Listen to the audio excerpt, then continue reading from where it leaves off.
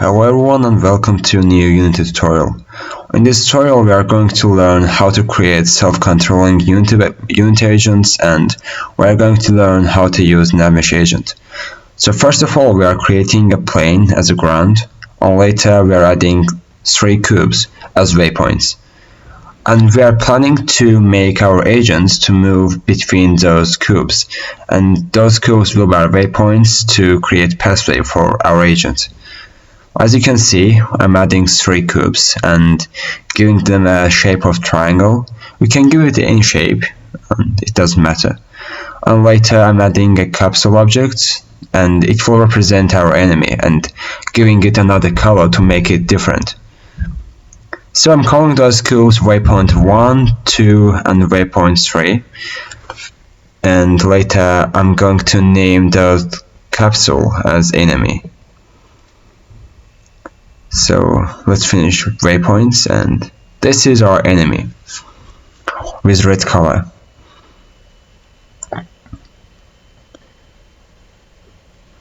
And now I'm creating another capsule object, and this will represent our player. So it's a capsule and let's call it player. Yeah, great. And let's create another material for this to make it different. So which color to give it? Like green is okay, like dark green. Yeah, it looks cool. And let's go and write some code right now. And we are creating 2 scripts, and one is player manager and another one is for enemy AI, and we can call enemy AI. Yes, that's cool. Yes, I created it, and let's open player manager.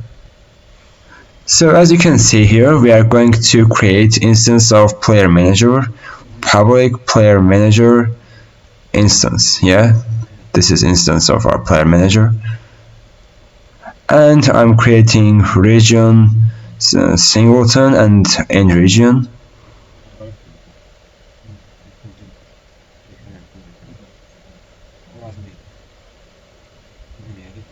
And now let's open enemy AI script and write some code to make our enemy move.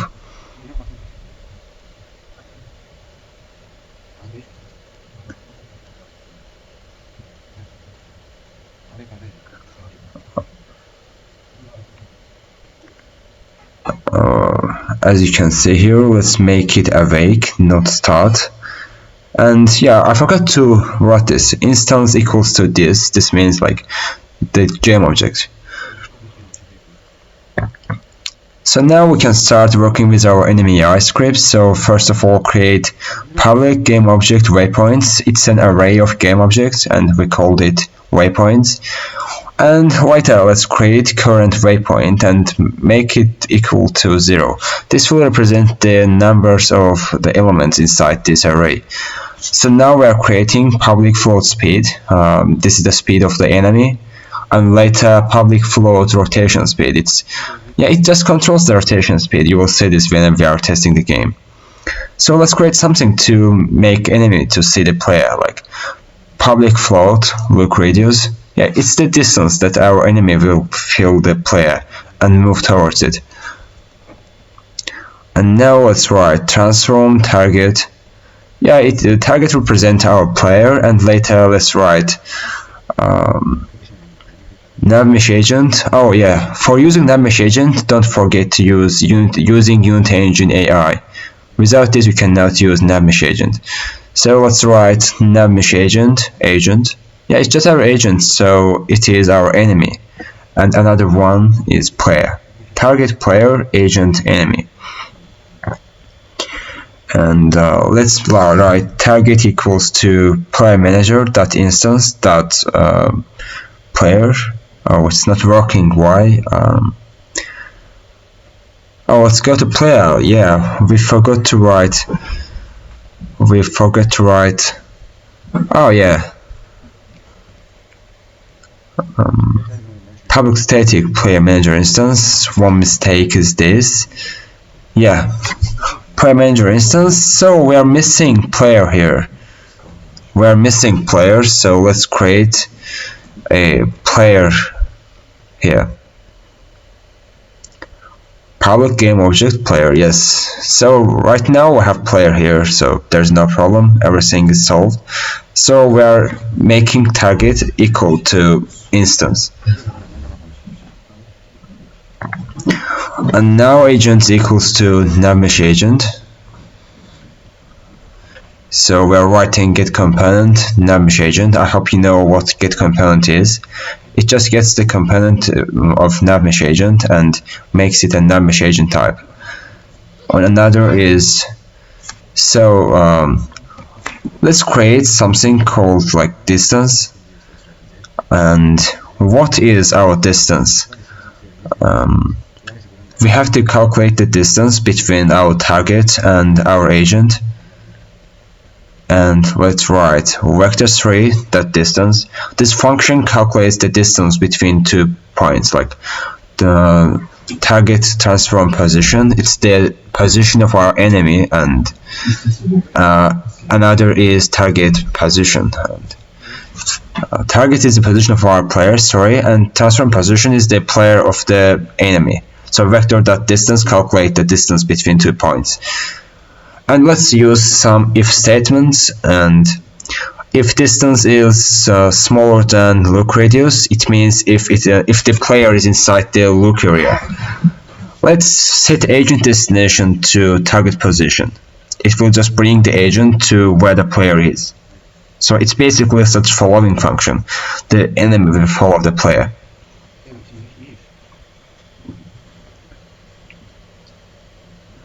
And if distance is smaller or equal to agent.stopping radius. Stopping radius is a default function of NavMesh agent. It's not something we created. It's already inside Unity.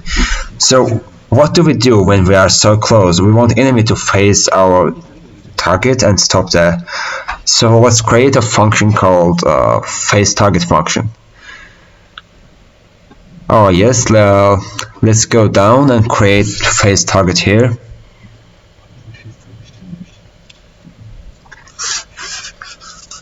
Yes, we created void face target and vector3 dot direction equals to target dot position minus transform dot position. Dot normalize. Normalize just create vector of size 1, so it's better to use normalize when you are trying to make directions or distance stuff, etc. And now we are creating quaternion loop rotation, and it equals to quaternion loop rotation. Sorry for the message. Yeah, it's okay. Quaternion loop rotation, new vector3. And later what to write direction dot x 0 and direction dot z. So as you can see, let's look at our code here. We created speed variable, rotation speed, and we created target agent. We used some if statements to like do some actions. If it's closer or smaller than loop radius, we are going to follow player. And if it's even smaller than stopping distance, we are going to stop and turn our face to look our target. So that's why we are writing face target code. And as you can see here, we just created another direction variable here, which equals to target position minus transform position. And if distance is bigger than loop radius, what we are doing, we want our enemy to follow the path and move on its own. We don't care about where the player is. So we are creating if vector3 distance and vector3 distance, and this the transform that position, and waypoints current waypoint. As you remember, waypoint is the array we created, and current VP and current waypoint is our object inside it. So if it is if the distance between those are smaller than 3, it means if the enemy is coming close to any waypoint, as you can see, waypoints are here. If enemy is coming close to any waypoint, and if the distance is smaller or equal to 3, we want to increase the waypoint. Let's say we were going to waypoint 0, and later it became waypoint 1. We are moving on, and if waypoint numbers are more than or equal to waypoint length, as you know, we are planning to have just 3 waypoints, so waypoint length will be 3. If it's equal to 3, we are just resetting the number, we are making it 0, and it still continues to go to 0. It's simple as this.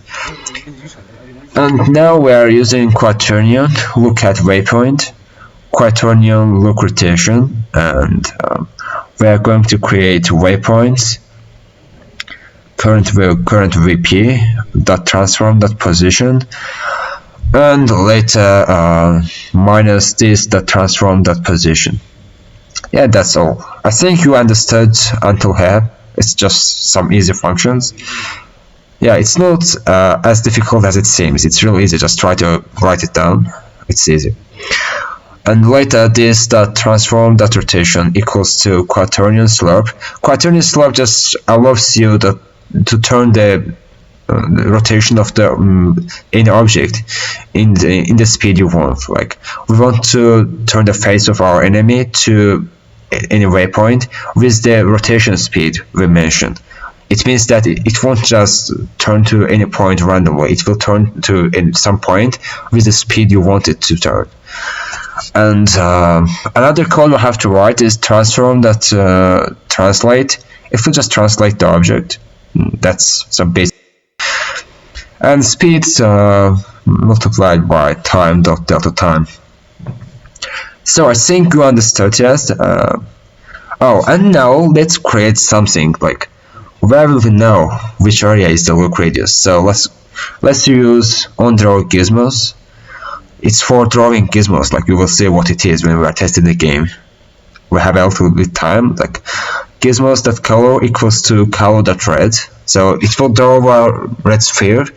Give the gizmos.draw sphere transform position. It means what's the center of the gizmos, and later look radius. So it's drawing sphere which has the radius in the transform position, and its radius will be in the size of look radius in 10. It means 10. So we are creating a sphere which has a radius of 10.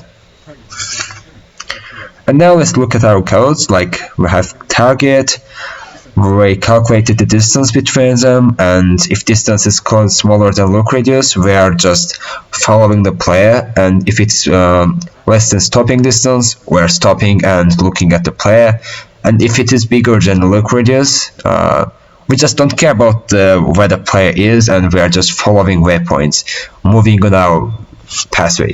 Okay, it's as simple as this. So, and now here we have another code, quaternion lookat, which we finished recently. And here it's just onDraw gizmos. That's perfect. And let's save our codes and head into Unity. Oh, as you can see, we have our player and enemy here. Green one is our player and red one is our enemy. And let's create another object called player manager to add player manager script inside it. Just create an empty object, doesn't matter where you create it, and add our player manager code inside it. And as the player, as you remember, we created instance called player, so add the player to the player variable here. Oh, I have a mistake here. It's because when we use gizmos, oh, we needed to write draw wire gizmos, draw wire sphere, yes, but we wrote gizmos.draw sphere. It's a mistake, sorry guys. It's draw wire sphere, and let's see what happens now. It will create some cool gizmos for us. It will be amazing. Like, let's add this code here, and here it is. We have a gizmo here, which is a perfect sphere. So let's define the size of our array and add our waypoints, waypoint 1, waypoint 2, and waypoint 3. As you can see, we have a lot of variables here. Yeah, that's perfect. And let's make look radius a little bit smaller, and it's kind of too large. Yeah, that's better. And let's move our player outside of that gizmos, because otherwise it's gonna follow it when it's created. So let's move our player far away from enemy. Let's move it to somewhere safe and far away from look radius. Yeah, that red gizmo just represents look radius. I created it to let you know what size it is. And now we are adding NavMesh agent, which is a tool in Unity to help you to create self-controlling agents. And later we are heading into window, AI, and adding navigation. And now, as you can see, we have some NavMesh agent properties here, which consist of speed, angular speed, acceleration. We don't have to edit them right now. Like, the speed means in which speed the enemy will follow the player. Depending on your game, depending on the size of your world, you can adjust it. You're afraid to do anything.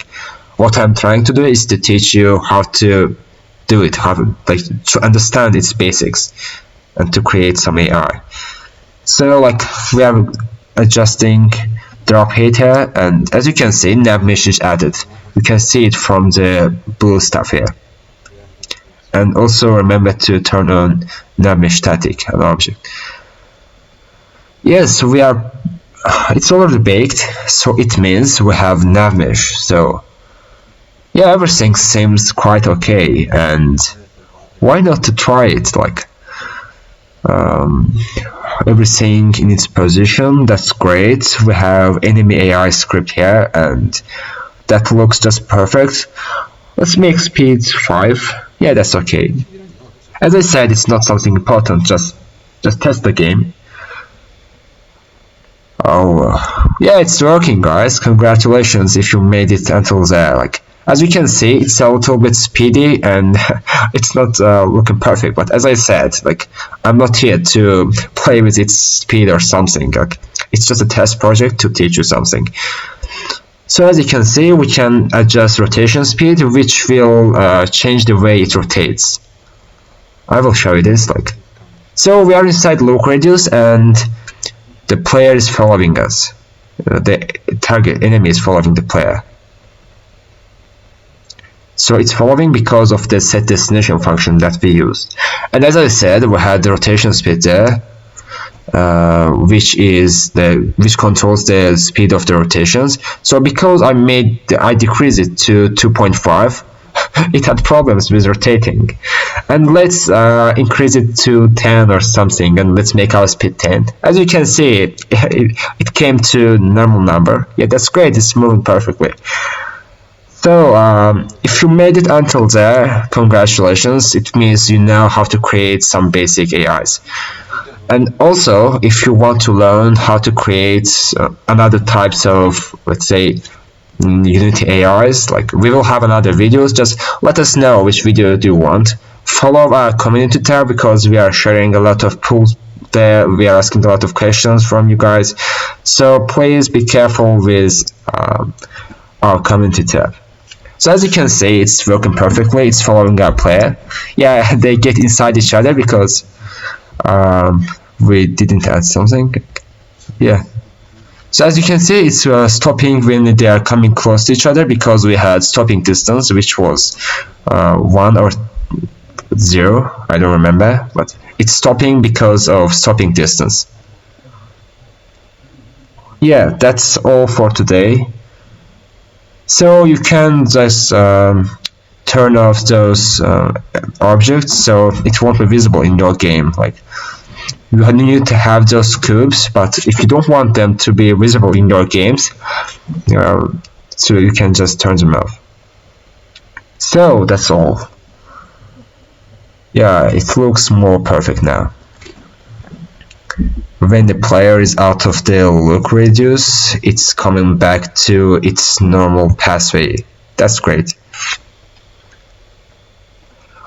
I hope you liked the video. Just don't forget to give us a like. See you soon.